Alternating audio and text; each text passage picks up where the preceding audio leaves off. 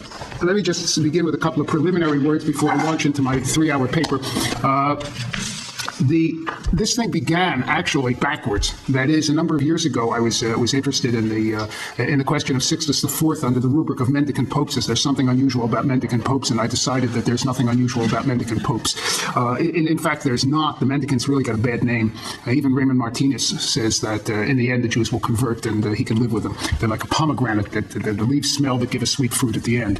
And they don't accuse Judaism of being heresy, despite the bad name. Nicholas Emmerich says in just so many words, which I think is a response to a Jewish petition of 1354. It's only when they're kofrim bakol, it's only when they deny God and their elders do nothing about it, that the Inquisition can prosecute them on matters of belief. Other than that, he goes on to say, explicitly, they're okay. So forget about Judaism being a heresy. It just isn't.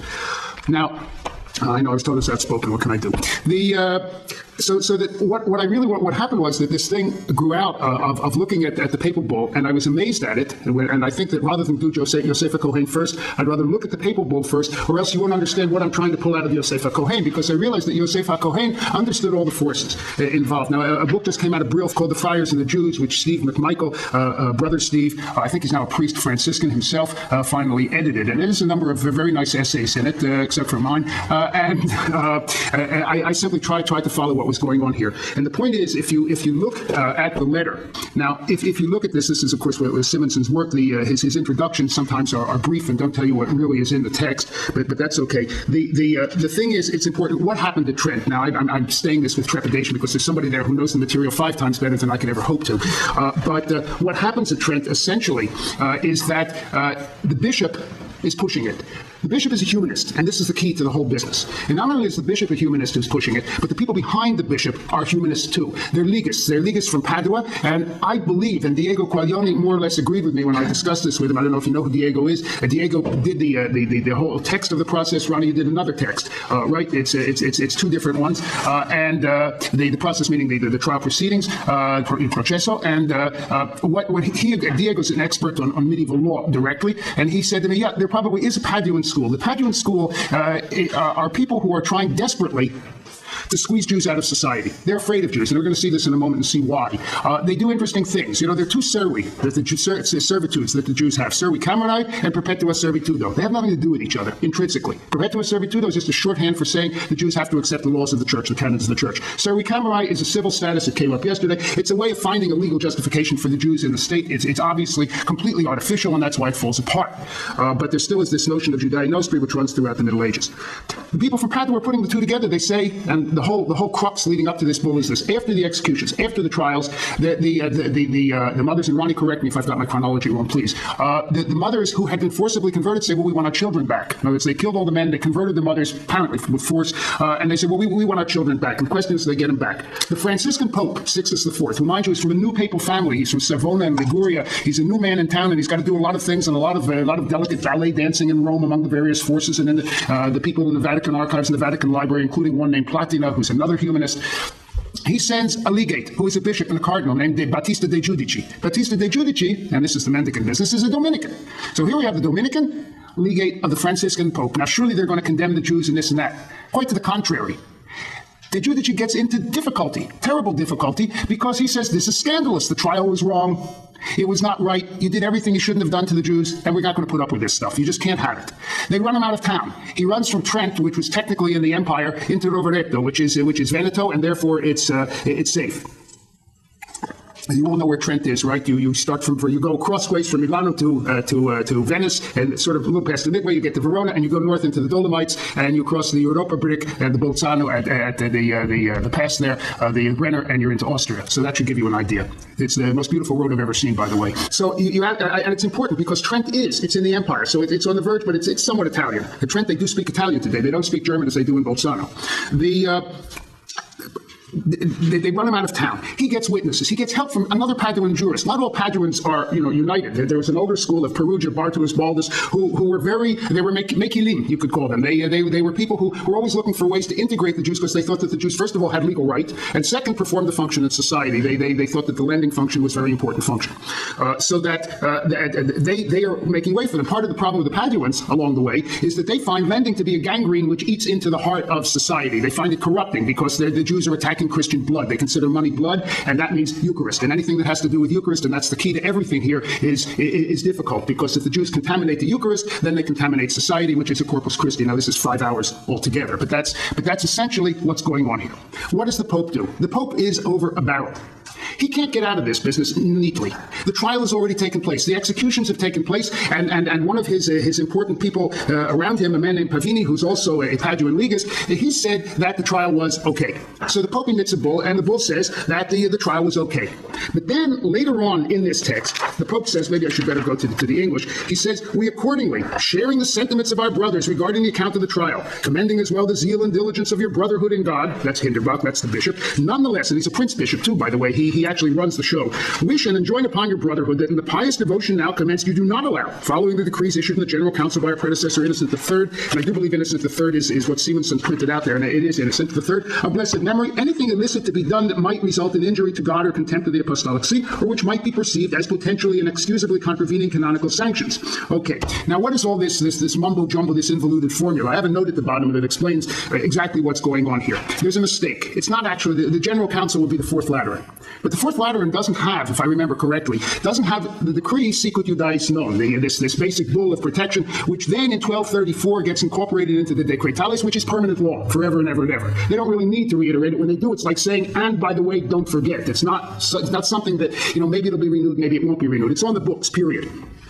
But why Innocent III's issue of it? There have been hundreds of issues of it. Why not cite the decretals directly? Because Innocent III, who, by the way, is the first one to introduce the so-called Augustinian theory, but it's very so-called. It doesn't exist. He's the first one to introduce it into a papal letter. We all think they read all the papal letters from all times. Sorry, it's Innocent III who introduces it for the first time. Why? Because he's desperate. He's on the horns of a barrel too. He needs to restrict Jews. He's going to put a badge on them, or special clothing modeled after tzitzit, so he says. Why? Because he's afraid that these Italian Jews who look, smell, they're eating the same olive oil and the same garlic as the Italians, like everyone else, are going to have dinner with Christians, maybe have some after dinner activity as well, and this is going to make people impure, much in the way of Nida, to take the Eucharist, and he's the one who makes the Eucharist obligatory on everybody. So he's got this problem, and he says, well, we got to protect the Jews. And a year later, he says, by the way, and this clothing that I'm putting on the Jews, don't forget, it's not to do them harm. You're not supposed to use it as a sign to go attacking Jews. People don't see that letter. I don't know why I discovered it myself. I don't know how many times I've read all the texts in Grace L. About a year ago, I saw it and realized what was going on there. Now, Innocent III, therefore, has this, and he says, but at the end, but all this protection applies only to Jews who don't machinate against the faith. Now, this got taken out in the Decretales, and it never appears again. I presume that the origin of it, much like as I suspect, although people have raised objections, that much as I suspect the origins of this is the Pact of Omar. If you read texts of the Pact of Omar, first of all, they're wearing clothes, and it does say this pertains only so long as we don't plot against the faith.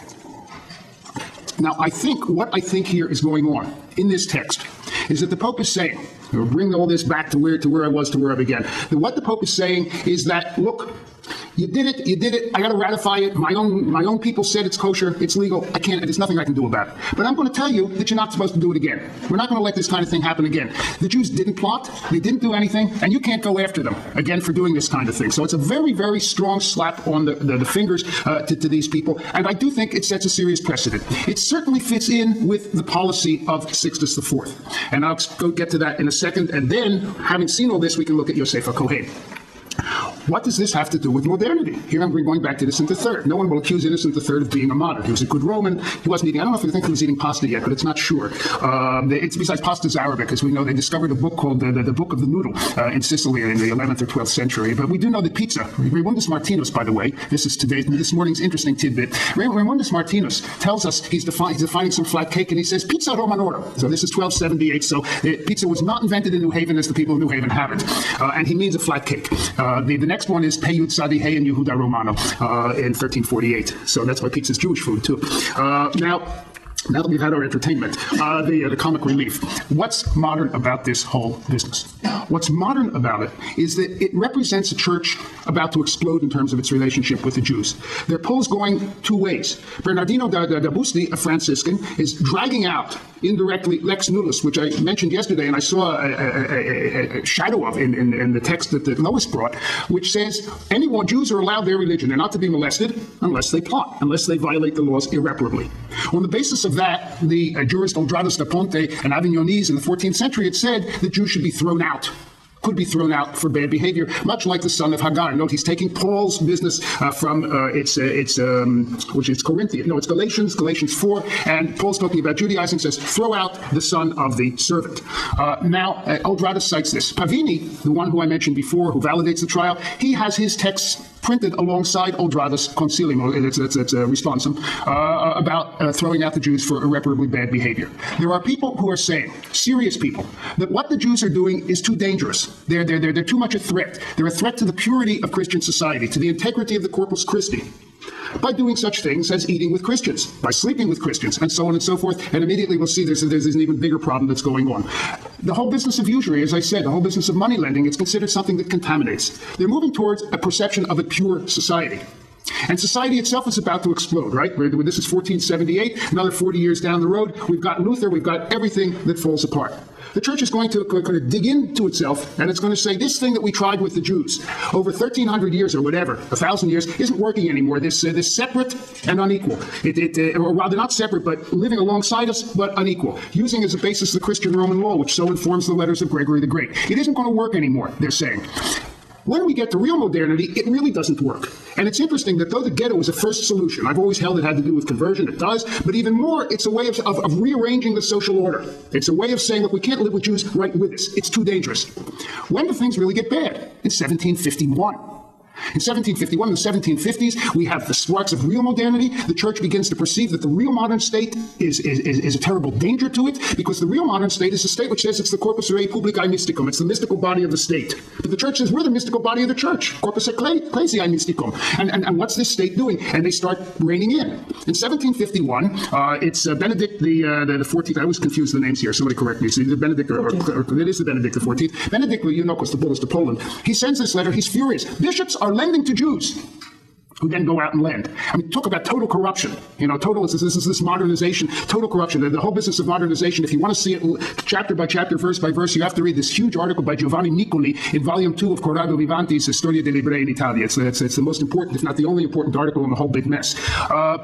It's a book, practically, and he has all the details. It's just amazing, because the more you get to modernity, the more they open up. And I'll get to that, just how far they open up in a minute. In 1751, they write this letter, Aqua Primum, and what does the Pope say in the letter? What would Rudolph think now? Well, we all know who Rudolph is. It's not the red-nosed reindeer. It's Rudolph the monk from 1146, whom Bernard reined in. Bernard of Clairvaux reined in for lots of reasons, because of excess, but mostly because he wasn't taking orders from up top. That bothered Bernard more than what was happening with the Jews. Well, what does he mean? Rudolph said we should go out and attack the Jews. What in the heck is a pope doing saying that? No pope's ever gone that far. It's as though the old balance of somehow we can live with the Jews. We have to live with the Jews. We don't have a choice to live with the Jews, because that's what it boils down to. Suddenly it's breaking. I'd really like to get rid of them. I'd really like to do them in. And then we get to the Mortara affair, of course, which is, the Pope holds, Kurtz's book on the Mortara affair is really, really an interesting book. And I think it really brings it out well. The Pope says, if I have to choose between my state, or the religious values of holding this Mortara kid, I'm going to hold the Mortara kid. Of course, he loses the state. There are two things that are going on here. There's this fear of Jews. It's really there. I think it's a much bigger element than people would make of it. It's no accident that as we move into the 20th century, Catholic Jesuit publications in Rome, Civiltà Cattolica, not this isn't my invention, are completely attacking the Jews, raising the blood libel claims, host libel claims all over the place, left and right. And it's also no accident that Jesuits sitting in Belgium, Bollandists, that is people who are writing saints' lives, who fervently believe in saints, are attacking the blood libel. But I mean not indirectly, inanité they call it, the most horrible libel lie ever told. Of course, these people are publishing a Revue des Études Juives, among other things. Occasionally, it happened once or twice. And they're exchanging students with the famous Solomon Reinach, among other things. It's fascinating. These people are all modernists. These people say the church can be modernized. So there's a huge fight within the church. And therefore, what I see in this text is the kind of a crucial moment to go back to Sixtus IV, and this is to bundle up a whole stuff, because I really want to go to Yosef ha-Cohen. Is a whole. It's a moment of crisis. Where's the church going to go? Is it going to break and get rid of the Jews, or is it going to try to hold on? And it does try to hold on, because if you look at the other bulls of Sixtus IV, they're fascinating. I'm not going to go into all of them now. I'd love to read them. On the one hand, he's furious. Jews do terrible things. They work against our doctrine and this and that. On the other hand, he says in Avignon, they're citizens and don't abrogate their rights, including with lending. He's on the horns of the dilemma, and Bernie, and Murray, you yesterday you said, but a legal document, what is it? These aren't really legal documents. These are cases. The opening of the bull is theory, and then they get into the case. Now, some of this stuff is really interesting to show you what they're beginning to fear, because they're talking about what's going on in Sicily and in Spain. And what's going on in Sicily and in Spain is rather striking. We all know supposedly Jews not having converted, not converted. The accusations in these papal bulls, they're between about 998 and 1015 in the Simonson book, the numbers of the Simonson book, because I just don't have time to pull them out and read them, even though I got them marked. This is which volume is this? Well, it doesn't matter. It's the numbers are continuous. They're talking about Jews who are sleeping with Christians, dining with Christians, Jewish fathers with Christian children. Then there's some other accusations about prostitution, Adina, and Jews pimping, and heaven knows what. But I think basically they're reflecting the situation that gets expressed later in the expulsion order. The Jews are a danger to the Republic. That's what the expulsion order, the secular expulsion order says. I think that we get an amazing picture here, and I think it's an accurate picture, by the way, of the fact that there's confusion. Are we Christians? Are we Jews? Where are we going? So then Sixtus IV sanctions the Inquisition, but then he says, but the Inquisition is going too far. They're not observing jus commune. Jews are kiwis. The Inquisition, the popes were very diffident about the Inquisition, certainly in Spain. They resisted. The whole business of Portugal is an amazing story that I'm getting off track of in the 1530s. They didn't want to do it. They just didn't want to do it. Then there were canonist cardinals arguing the baptisms, the forced baptisms in Portugal were illegal. They're still illegal 40 years later because the conditions of force still apply. None of them are really Jews. I'm Christians. Thank you. So I think the church has reached a crux, and I think this document represents that crux. What direction is it going to go in? And it's all going to be downhill. So the modernity of the church with the Jews is actually going to be a counter-modernity until, except for the modernists, of constantly greater and greater fear. How does the concern for mixing, social and sexual mixing and group identity confusion as reflected in this bull and other documents that you referred to in the late 15th century differ from the canons of Fourth Lateran? Okay. Almost 300 years later, that expresses the same concern and prescribed visible social segregation. All right. In effect, it doesn't differ at all. The thing that we have to note about Fourth Lateran, and even more interestingly, Third Lateran, by the way, because Third Lateran is 1179, and it says no servants. But no servants have been on the books, just like all these things have been on the books for hundreds of years. And Louis VII writes to the Pope, he says, what the hell are you doing here? I have in my charters to the Jews that they can have these servants. What are you keeping me from doing? And the Pope writes back to him and says, no, you got to do it. And Louis says, look, I don't like this business. And meanwhile, Louis dies, or Philip becomes the king, and Philip tells the Pope mind his own business until Philip hears a blood libel. Philip is 16, by the way, Philip Augustus, and he changes his mind.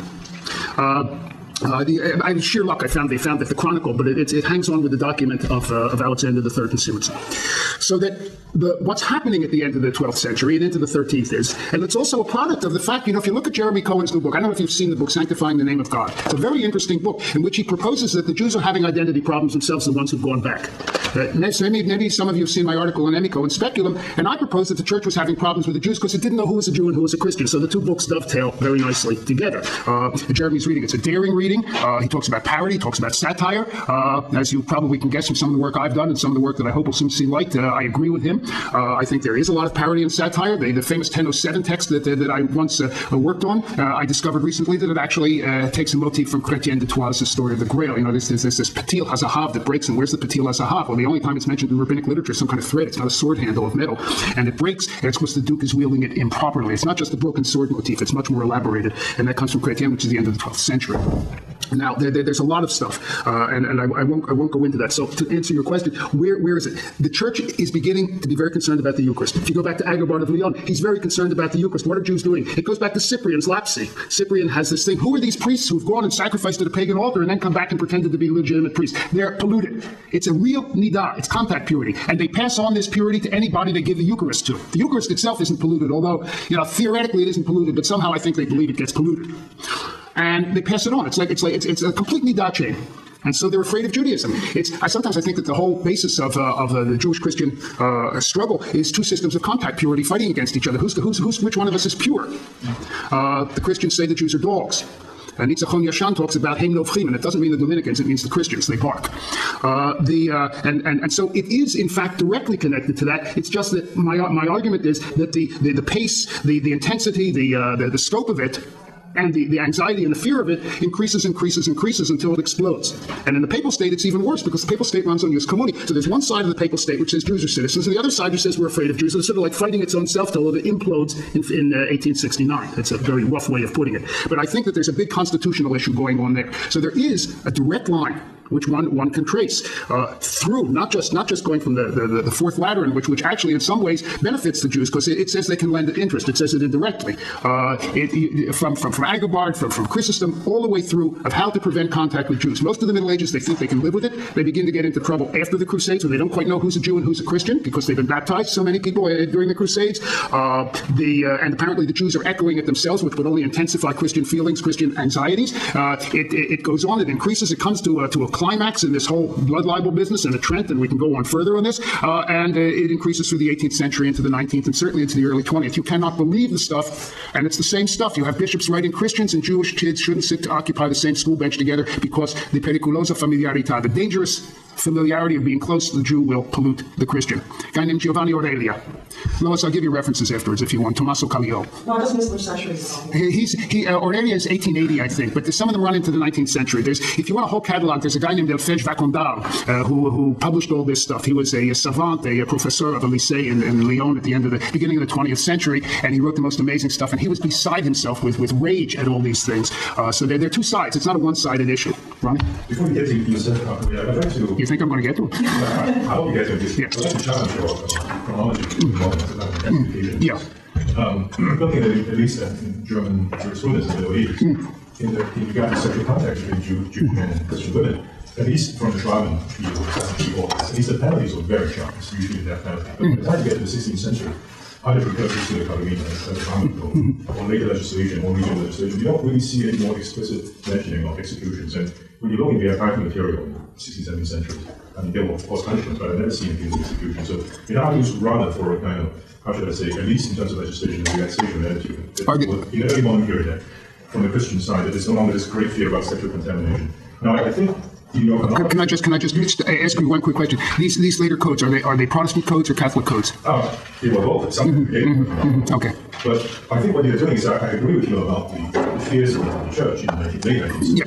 From 1850 onwards, and certainly the whole business about the Chief Catholic getting Rome revival, but I think that's a different story about the fear of modernity and the challenge of secularism, which was identified with Jews, with Freemasons, and Protestants. I mean, that story takes it to pious in the Second World War. Yeah. But that's a different story. Leave that out. Yeah. I don't think that is a continuation of 1478. I think between 1478 and the second half of the 19th century is a very different story. And you mentioned Benedict XIV. Now. I don't know. I mean, the 18th century, I think it's really a century in which you have to study paper policy sufficiently. I mean, we got you know the couple of articles, Mario Rosa, Caffiero. But I just don't agree with you about the rhythm of intensification. All right, let me try to answer. I'll try to answer the first one. I really am talking about the popes in their own state and in the theorizing. I can well imagine that in those German codes, and especially as the Roman law, the Jus Communi, gets involved. If I read Marquardus de Susannis, who these people cite a lot, he's very careful in distinguishing. He says only if it's really adultery can it be a death penalty.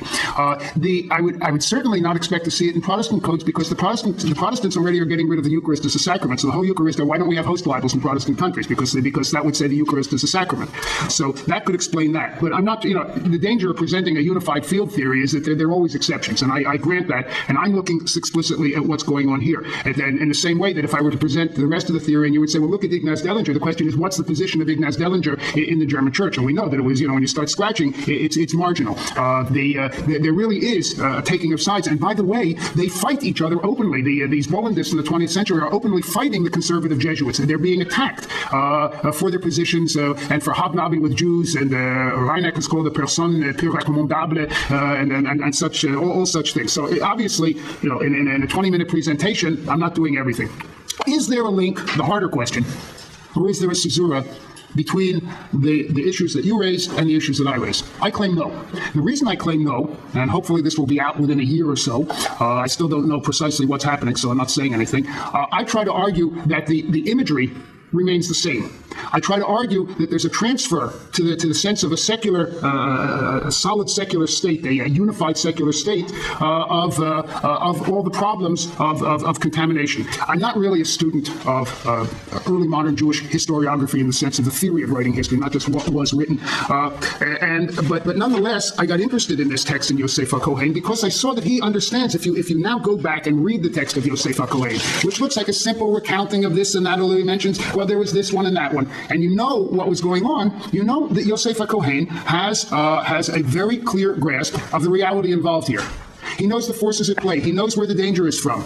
He's not dogmatic. In other words, he knows that the Dominican and the Franciscan, for all that they can be problematic elsewhere, and for all that popes can be problematic elsewhere, because he speaks ill of popes elsewhere, Meit Julio de Monte, ha'apifiro asher dimala hadichenu asher saraf et sifrei tifartenu. So that's his favorite word, by the way, lahadiach, as in mediach kelim, to pass through the waters of baptism. And it's constantly there, the theme in him. He knows, he calls it Pius V impio. I don't know if it's Yosef himself or the Magia, because there's a question of dating how much Yosef ha-Cohen fiddled around with the book after it first comes out in 1558, but we don't quite need to go into that. We know that Yosef ha-Cohen is using, apparently, Crusade Chronicles, which then get lost. He's using Uske, he's using all kinds of things. But here, when it gets to Trent, at least, and I found other examples such as the expulsion of Genoa, he seems to really know what's going on. All right.